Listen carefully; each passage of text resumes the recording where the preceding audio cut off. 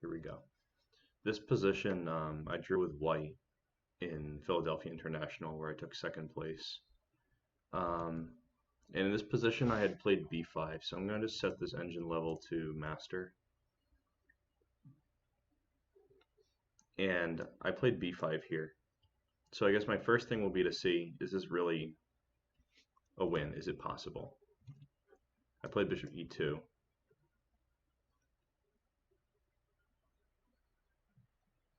Now here, I don't see why I shouldn't take with the pawn, so I'll take with the pawn. I suspect that this leads to a fortress position, even though it looks very good for white. Because there are a couple things. Number one, if I play bishop f3 at any point, it just leads to a drawn king and pawn endgame. The reason it's a draw is that we both have a crippled pawn structure on the king side where there's no easy access. So I'm not able to really break in on the king side. All the critical squares are able to be controlled. But I'm also not able to make progress on the queen side because as long as the black king stays near this pawn on a7, it's kind of a wrap. So here I would play king f2.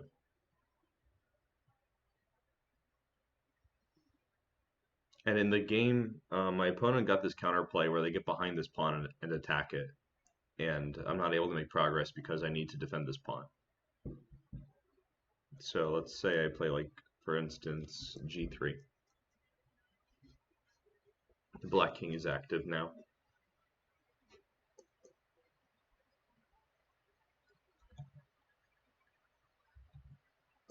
I kind of have to play h4.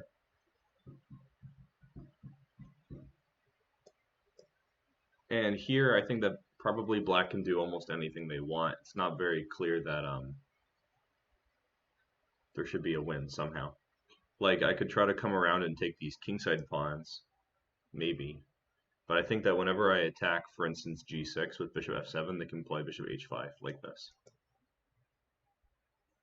I guess they could also break with g5. That might be possible too. Yeah, it just looks like a draw. Let's say I get my bishop very deep in here. Yeah, it's kind of just an obvious draw. So coming back to the first position, I think that b5 was actually a big mistake. I played this move pretty quickly because I was confident that it would be a win, but it doesn't really make a lot of sense. So I think what I should have played here was bishop f3. And this is probably a win. The reason I think this is winning is that they have to play bishop b7, which is a very awkward way of defending. I can start putting the pressure on with b5.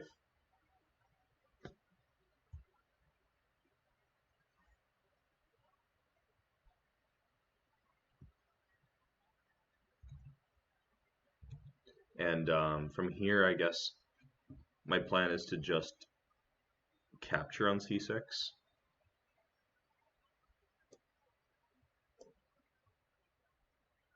And now, since I capture with an attack, they have to play bishop a8 or bishop c8. I think bishop a8 loses to c7, so bishop c8 is probably the only move. And then my plan here is to force their king to stop these pawns. There's this tactical resource that I hadn't really realized during the game. That if I just bring my king over, actually no, not now. First I need to improve the position of my bishop. I'm pretty sure. So I think a move like bishop e2 is called for. Maybe it's not bishop e2. Hold on. Let me see if I can remember. I found this nice idea in my analysis after the game where I forced them to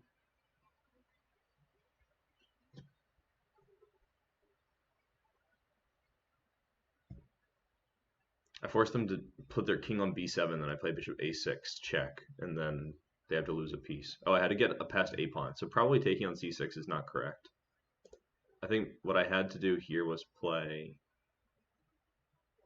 king g1, stay flexible. No reason to capture right away.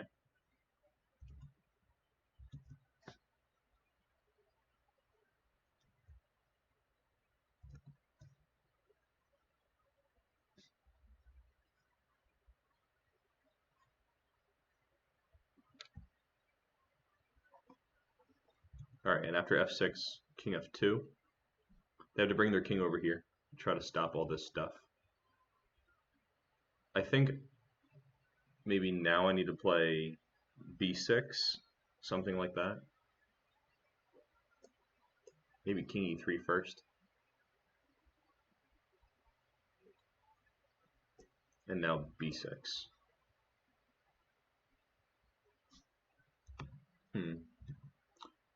This win is very tricky. Probably this is a fortress also. I'm not certain. So let me go back with b6. b6 seems too committal. Maybe it was bishop e2, something like that. King d4. I think after king c7 it's already equal. It's the same kind of fortress-y position as before. So let's take a step back.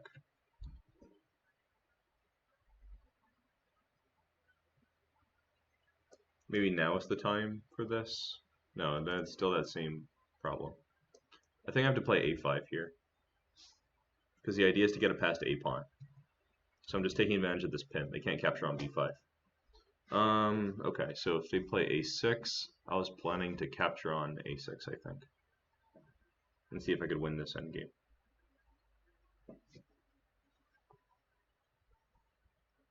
I think if I take on a6 and they play bishop a8, I might not be able to win anymore. So I have to choose carefully. I think c6 and then bishop e2. It's really hard to figure out this idea. Even though I know what I want to do, it's just very tricky.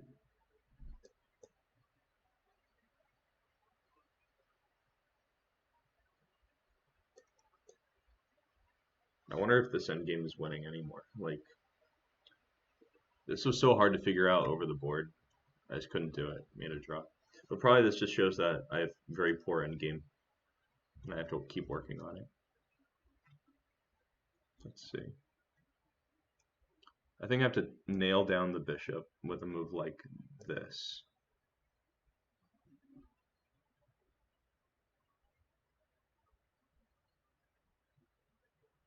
And then run in with king d5. But the problem is whenever I play king d5, they can play king c7. So maybe that's not such a big deal. King e7 is also kind of annoying, but I think if I play king d5, king e7, c7, it might be okay. Actually, if I play c7, king d7, it's not so good. So probably the first step would be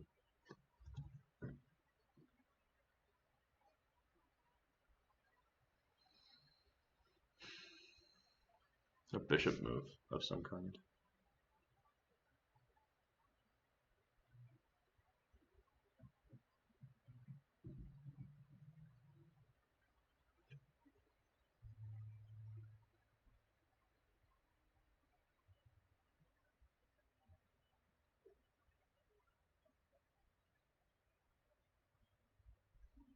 I'm not sure what to do.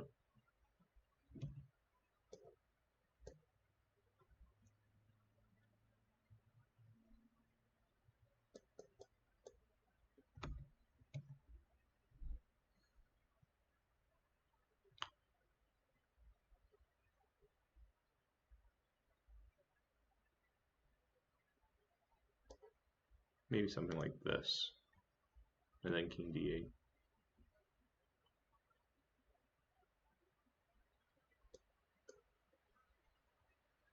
I mean king d5.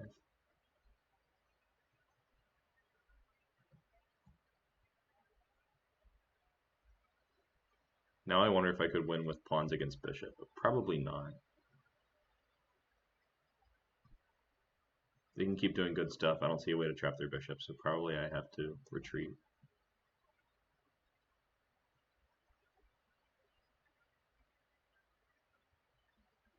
But where? Where should I retreat to? Well, not h7, because they play king g7. I guess I just have to go back here. But now there might be room for me to get my king through. I'm not sure. Like c7, king e7, c6, king d6.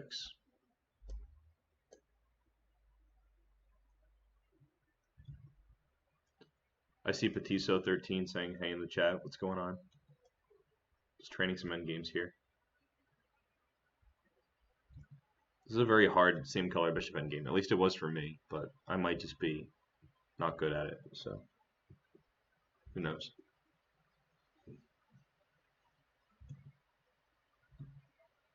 Would you happen to be an endgame aficionado, Petiso13?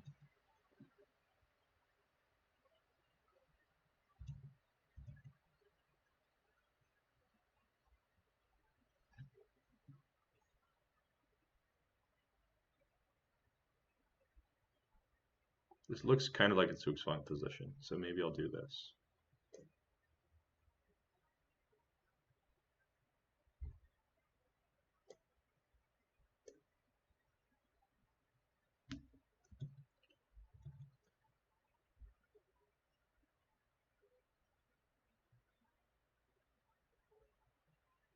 This is so difficult. And why?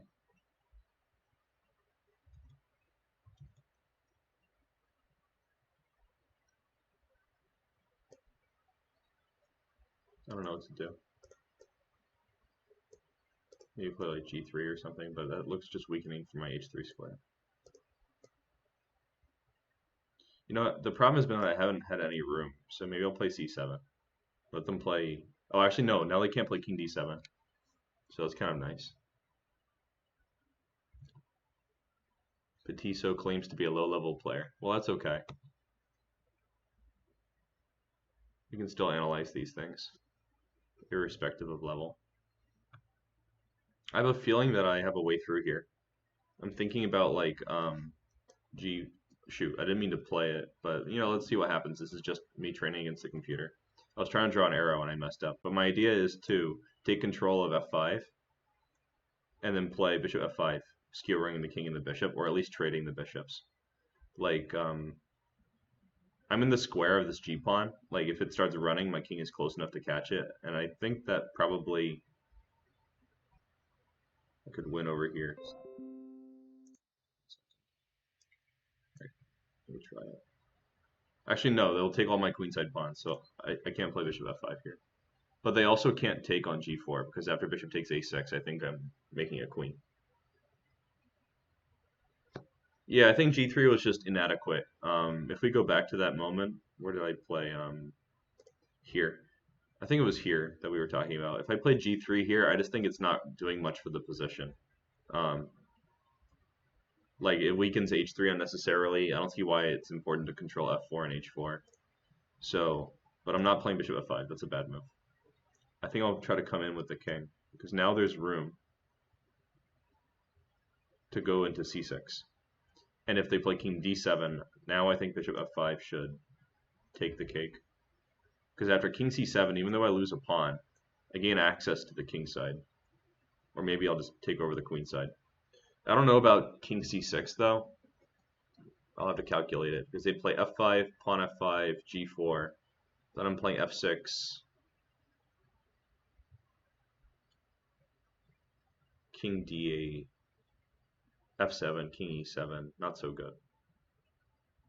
So I think I should play king e6 and go after these pawns. So king e6, king c7, king f6, king c6, king g5, king c5, king f6, king b5, g5. That's a win. So I'm going to play that line. Let's see if I'm unpleasantly surprised.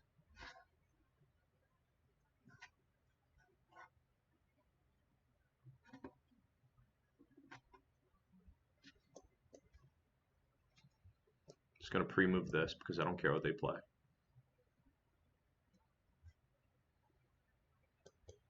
Same with king f6. I don't care where they go. I was surprised they didn't play king c5, but I guess the computer knows it's doomed, so it's just going to shuffle. Pre-move that.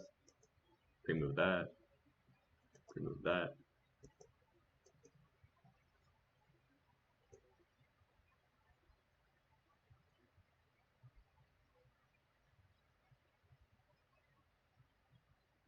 And this is a win even though it's a rook pawn.